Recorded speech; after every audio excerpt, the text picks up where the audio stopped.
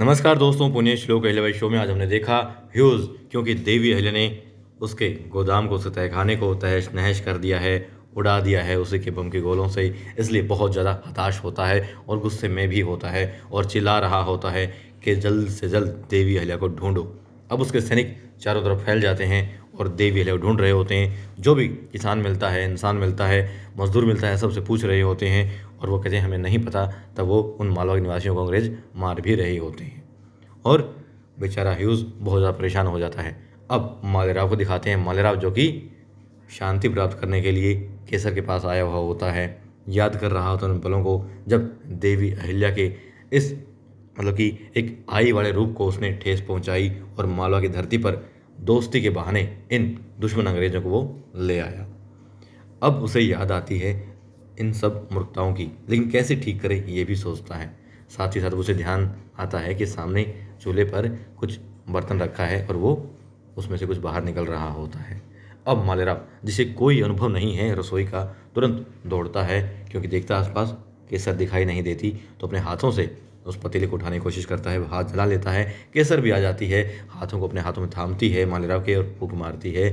फिर ठंडे पानी में भी उसके हाथों में रखती है और कहती देखा जला लिया ना। फिर वो वही बातें करता है, जला लिया, अरे आग तो वहाँ लगी है, पूरे मालवा में लगी है, कितने लोग जल रहे हैं मेरी वजह से। वो कहती है मुझे आपकी बातें समझ नहीं आती।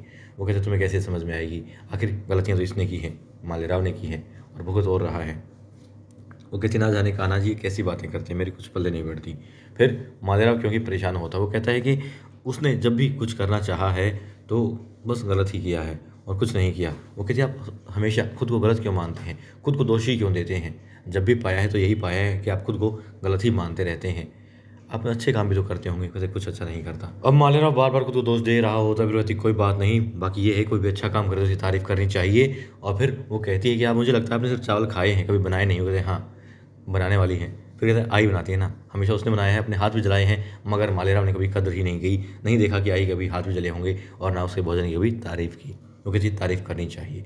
और वो कहता है कि आई भी हमेशा मुझे गलत ही मानती हैं क्योंकि मैं गलत करता हूँ। वो कहती कोई बात नहीं, वो भी आपकी तारीफ़ करेंगी क्योंकि आप पहले उनके बनाए भोजन की तारीफ़ कीजिए, फिर आपकी भी तारीफ़ वो करेंगी, यकीनन करेंगी। क्योंकि जब आप किसी के लिए अच्छा बोलते हैं तो सामने वाला भी आपको अच्छा ही समझता है, अच्छा ही करता है, कहता है। ठीक है। अब वो भोजन भी कर लेता है और फिर उसकी तारीफ़ भी करता है और कहते हैं बहुत तृप्ति मिल गई, ऐसा भोजन जैसे कभी नहीं किया हो। वो कहती है तारीफ़ की लेकिन ठीक है, मगर वो बहुत ज़्यादा हो गई है, इतनी भी मत करो। कहता नहीं, मुझे वाकई में ऐसा लगा। फिर जा रहा होता है और वो दरवाज़ा बंद कर देती है। ये भी कहता है कि हाँ बाद में आऊँगा, ख्याल रखना। और फिर वो एक अस्त्र उसके पास में होता है, थमा देती है मालेराव को पीछे से आवाज़ लगा करके, जिसपे कान्हा जी का चित्र उसने बनाया हुआ होता है और मालेराव उसे अपने हाथ में थाम लेता है। फिर वो कहती है कि आप अपनी आई की तारीफ़ करना, उनके भोजन की तारीफ़ करना, यकीनन वो भी आपकी तारीफ़ करेंगी। अच्छाइयाँ हर किसी में होती हैं, बस देखने भर की बात होती है। ठीक है। अब मालेराव चला जाता है क्योंकि उसने दरवाज़ा बंद कर दिया है और दोनों अब गहरी सांस लेते हैं। और अब वहाँ दिखाते हैं अंग्रेज ढूंढ रहे होते हैं देवी अहिल्या को चारों तरफ, मगर उन्हें नहीं दिखाई दे रही होती कहीं भी देवी अहिल्या। अब ह्यूज क्योंकि देवी अहिल्या ने बता दिया है तुकोजी से, यशवंत से, बाकी साथियों से कि आप लोग भ्रमित करते रहें इन अंग्रेज़ों को, और देवी अहिल्या जा कर के उसके शामियाने में वो दस्तावेज़ तलाशती है जिसकी वजह से ये यहाँ पर बस्ती बना पाया है। अब देवी अहिल्या तलाश कर रही होती है, पहुँच जाती है शामियाने में और तुकोजी और बाकी लोग भी अब अंग्रेज़ों को मार भी रहे होते हैं और साथ ही साथ उन्हें देवी अहिल्या से दूर भी रखे हुए होते हैं। लेकिन अब ह्यूज समझ जाता है कि वो जाल बिछाया गया है और अब वो इस जाल को काटने के लिए और देवी अहिल्या की योजना को विफल करने के लिए चल देता है उस ओर जहाँ उसे यकीन था कि देवी अहिल्या वहीं मिलेंगी। और वहाँ दिखाते हैं महल में रो रही होती है मैनाबाई और मुक्ता आती है, उसे दिलासा देती है कि सब ठीक हो जाएगा, कोई बात नहीं, अंग्रेज आ गए हैं, चले भी जाएंगे, आई सब ठीक कर देंगी। मगर वो कहते नहीं, मुझे ऐसा कुछ लग रहा है कि जैसे कुछ छूट रहा है, कुछ अंदर से बस निकल रहा है, दूर हो रहा है। वो कहती हैं तुम्हारे और मालेराव के बीच में सब ठीक है, चिंता मत करो। बस वो परेशान है थोड़ा क्योंकि उसने गलती कर दी है, मगर सब कुछ ठीक हो जाएगा, आई सब ठीक कर देंगी। अब वहाँ पर गोतबाई साहिब भी आ जाती हैं और कहती है सब माहौल देख करके क्या हुआ, देवी अहिल्या कहाँ है। अब कुछ बातें मैना मुक्ता उन्हें बताती हैं और वहाँ दिखाते हैं देवी अहिल्या तलाश रही होती हैं दस्तावेज, बहुत तलाशती हैं उसकी छावनी में मगर नहीं मिलते। फिर अचानक से मुड़ करके देखती है एक और बक्से के अंदर बक्सा होता है, उसमें से दस्तावेज ले लेती हैं और फिर कहती हैं अच्छा इन्हीं के बूते पर ये यहाँ पर बस्ती बना पा रहा था, और यदि ये दस्तावेज ही नहीं रहेंगे तो फिर भला कैसे रह पाएगा ये अंग्रेज यहाँ पर। अब देवी अहिल्या जैसे ही वो दस्तावेज हाथ में लेकर के जाने की कोशिश करती हैं, आ जाता है ह्यूज।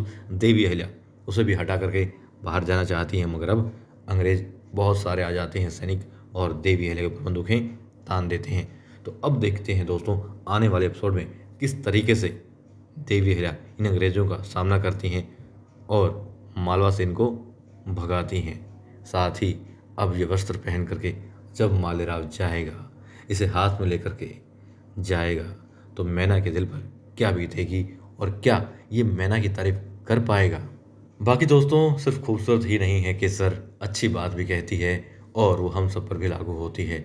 तो हमारे घर में हमारी आई, हमारी बहनें और पत्नी हमारे लिए भोजन बनाती है, यकीनन हमें भी तारीफ करनी चाहिए, क्योंकि जैसा कि उसने कहा मालेराव से कि लगता है आपने सिर्फ चावल खाए हैं, पकाए नहीं। तो दोस्तों यकीनन हमारे घर में भी जो हमारे लिए भोजन बनाता है उनके भी हाथ जलते हैं, मगर उन्हें इस चीज़ की आदत पड़ जाती है।